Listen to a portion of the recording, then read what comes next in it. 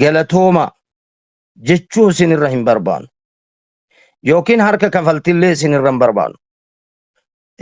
Jazaan kafaltii harka jechuu wala shukura galatooma rabbi isinii haa kennu kana nuuf gootani jedhanii akka haasamullee. لا نبتغي من وراء هذا الإحسان مكافأة كفلتي جechuu ولا نقصد الحمد والثناء منكم قالتوما نام سجنالن سنيها كن أكزيتشو. قال مجاهد أما والله ما قالوا بألسنتي ولكن علم الله به من قلوبهم فأثنى عليهم بهم ربي رتفارون أنجلاسي ليرغب في ذلك الراغب كجلتشو في جتش ربي كينا سبحانه وتعالى كانوا كيسينيات شفنيف ها قالتوما جتشنيف هايغا كان عموتيو جزانو كفلتني في متي هاركن وهادي بتني في متي لكن كيسينيا تشفني رب ما افجتش لوجه الله. اي والله ذات ربي برباد في قفا سينيا تشفني جرا ذات ربي برباد في قفا سينيا تشفني جرا بارك الله فيكم. وان برا بربانتي متي كيسينيا تشفني نو ذات ربي قفا بربانتي سينيا تشفني ورجت جدا مؤمن توني بارك الله فيكم. إنا نخاف من ربنا يوما عبوسا قمطريرا نتيني كدا ربي كنرا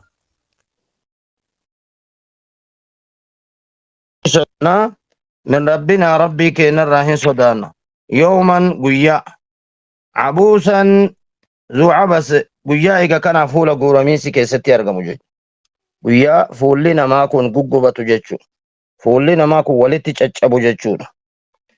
أيوة قيا أكسيسا نسودانا قمطريرا يجون كقراتشتو قيا أكسيسا سودانا ونين سنياتشفني في كان في أكان كقراتشتو جيتشو تعيس فيه الوجوه من فظاعة أمره وشدة حوله وهو يوم قمطري أي شديد عصب قيا كان على فول لقراتشتو فوقاهم الله رب كن إسان تيسي شر ذلك اليوم همتو قيا سني جرا همتو قيا سني ربي إسان تيسي جرا. اي والله ودفع عنهم شر ذلك اليوم شدته ولقاهم نظرة وسرورا إسانف كني الله سبحانه وتعالى إفن نفول كيستي وسرورا قمتشودا قمني أعطاهم نظرة في الوجوه في الوجه وسرورا في القلب تكاه فوليني افتي قلبي سانيني قمت سرورا للتعظيم والتفكيم مالف وجزاهم بما صبروا جنة وحريرا. الله أكبر جزاني ثاني وان صبرني في جتة جنة اللي وفتا إيغانا حار اللي وفمن جدا إن شاء الله وان إيرتو جتة أسمرت الأمنا جزاكم الله خيرا. akka koreetti nama tokko otoo gootanii baay'ee natti tola. Guyyaa hunda otoo Ustaaz Abdulqaadir karaa deemanii otoo namni tokko karaa deemee guyyaa hunda ebalu jechuurra akka koreetti Ustaaz Abdulqaadir illee Ustaaz Khaalid illee otoo nama tokko gootanii baay'ee asumaan isin yaadachiisan jedha. Qaraatii suuratul insaan hanga lakkoofsa 10tti qaraane asumarratti geessinee jirra. Rabbiin isinirraa haa jaalatu, sheeka keenyarrallee Rabbi haa jaalatu. إن شاء الله خيري فشافتشو في ملء والنبي راهن جرو والله نمني وعبرتي ونرى كلمات كفيد ميجتشو لفي جزاكم الله خيرا بكبرات التل من قراسة أسيت اللي إن شاء الله خيري فشافن النيتي والكركار برباتش سادا جزاكم الله خيرا يوكان نمني هند أيامات إكما يوتوري نمني بيتني ونو جتشو دندا هني فتا جتشو في قلبي نلمنا ما كوني كنافي دي فما جتشا إن شاء الله ربي بركاسني هاقول عمري ربي سنها ليرس جزانك سن جنة وخير دنيا آخرة ولتسني هاقبو ربي سنها ملكس ربنا آتنا في الدنيا حسنة وفي الآخرة حسنة وقنا عذاب النار. صلى الله على محمد وعلى وصحبه أجمعين وبالله التوفيق والسلام عليكم ورحمة الله وبركاته. قال أستاذك يكبر جمع بجالة أستاذ القادر سندي بسجرة إن شاء الله.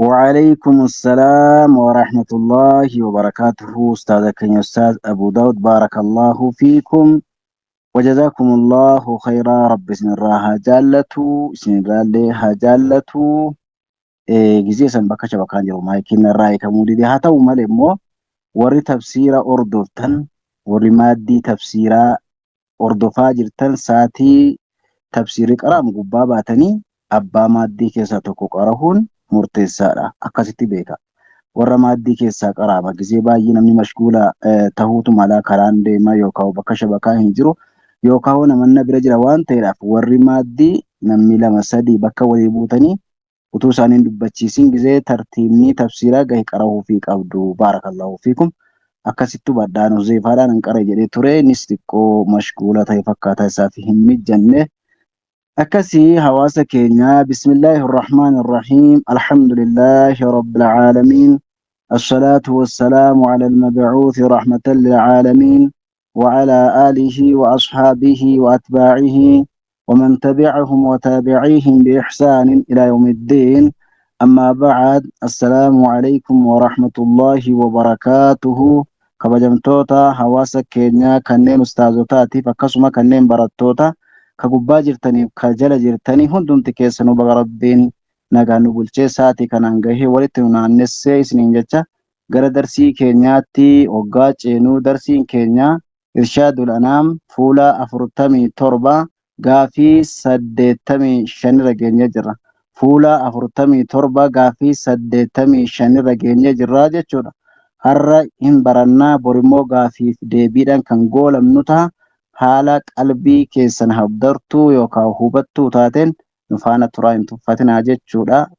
Rukniin salaataa kuni salaanni kuni ruknii islaamaa keessa darajaa lammaffaa irratti argamti edda shahaadatayniiti jechuudha. Kanaafuu akkaataasi hubachuun hedduu murteessaadha jechuudha. Ibaadaan dhiisanii kafaranullee eddii shahaadatayniiti sii dhagartee jechuudha.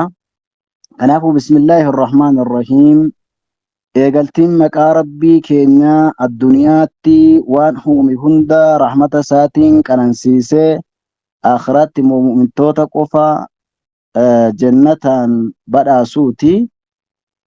As-su'aal gaafii jedha 85 maa hiya arkaanu salaatii jedha. Arkaana salaataa jechuun maayinii jedha. Hubadhaa kan dabarsine shuruuxa salaataati. Shuruuxa salaataa dabarsine isiinis 9 jennee shuruuxa jechuun waan utuu salaatatti seeniniin dura argamsiifamuu qabduu jenne arrammoo arkaana seenne arkaana jechuun immoo waan salaatni ittiin gadhaabatu jechuudha waan salaatatti seenanii salaata keessatti argamuu jechuudha shuruuxaan garaagarummaansa shuruuxni salaata dura waan dhufuudha arkaanni immoo waan salaataan gadhaabanu jechuudha salaatatti seenuu jirra gaamma arkaanu salaati 14 jedha arkaanni salaataa 14 irratti gadhaabbata salaanni jaarmaan yookaan hoo wanni salaanni irratti gadhaabbatu waa 14 jedha waa 14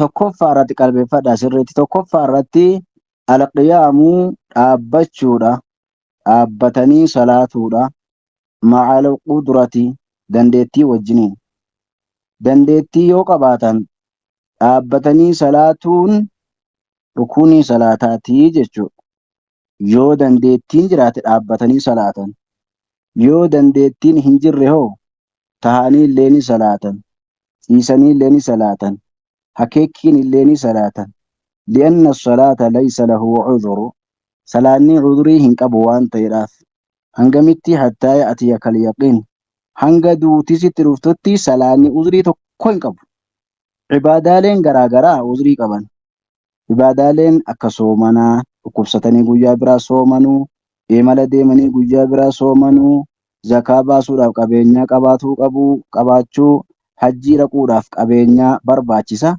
ammoo salaanni cudurii hin qabu cuduriin salaataa maa'inni lubbuun nama keessaa bahuudhaan salaanni namarraa kufaa jechuudha cudurii tokkollee hin qabu salaanni hanga lubbuun nama keessaa bahutti cudurii hin qabu teessee salaattus dadhabdee ciiftee salaattus ijaan akeektusii jedha xayyiib ma'al qudratii jedha waquumuu lillaahi qaanitiin jedha rabbiin dhaabadhaatii haala rabbii keessaniif tole jechoo taataniin rabbii keessaniif salaataa jedhe tokko lammaffaanii takbiiratul ihraam takbiiratul ihraam jechuun hidhannaa takbiirtaa hidhannaa dura Allahu akbar yoo hidhannaa duraa hin hidhatin rukunii salaataa isa lammaffaa keessaa dhabamee jechuudha. Takbiirtaa ihraamaa rukuniidha.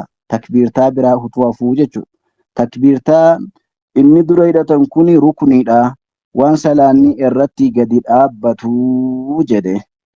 Waan salaanni irratti gadi dhaabbatu.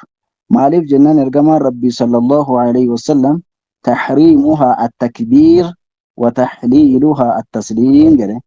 Salaanni takbiirtaadhaan hidhatamti ammoo hiikkannaansi salaamtaa mirgaa bitaatti salaammatanuun hiikamtii jedha. Sadaffaa qaraatul faatiha. Faatihaa qara'uudha. Suuraa faatihaa guutuun guutuutti qara'uu jechuudha.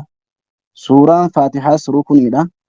Liqawlihi sallallahu alaihi wasallam namni gartee faatihaa salaata keessatti hin qaraane laa salaata lahu salaanni isaa guutuu hin taatu.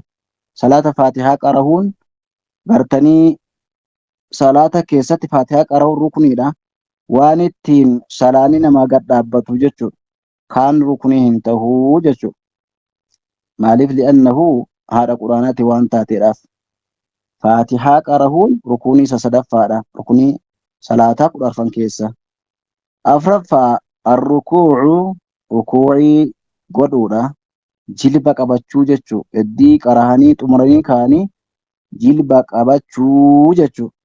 Liqawlihi ta'aalaa wasjuduu warka'uu jedha Rabbiin.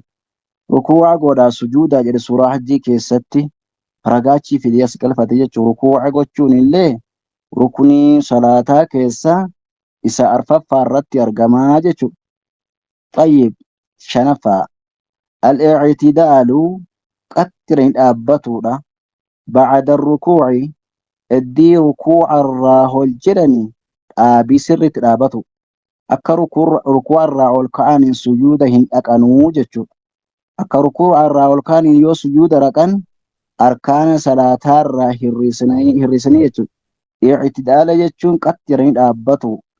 Bacda rukuuci eddii rukuuca jedhanii dudda ofii sirriitti dhaabanii hanga mataa ofii gadi hin buusne teessuma ofii ol hin fuune sirriitti dudda ofii kana sirriitti qabanii akka waa irra hin gangalanneetti sirriitti diriiranii edda jedhanii ol ka'anii immoo sirriitti dhaabbachuun sharxii salaataa keessaa isa shanaffaadha jedha.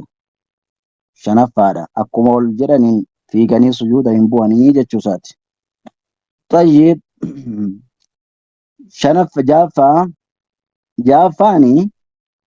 jaaffaan as-sujuudu sujuuda dhaquudha.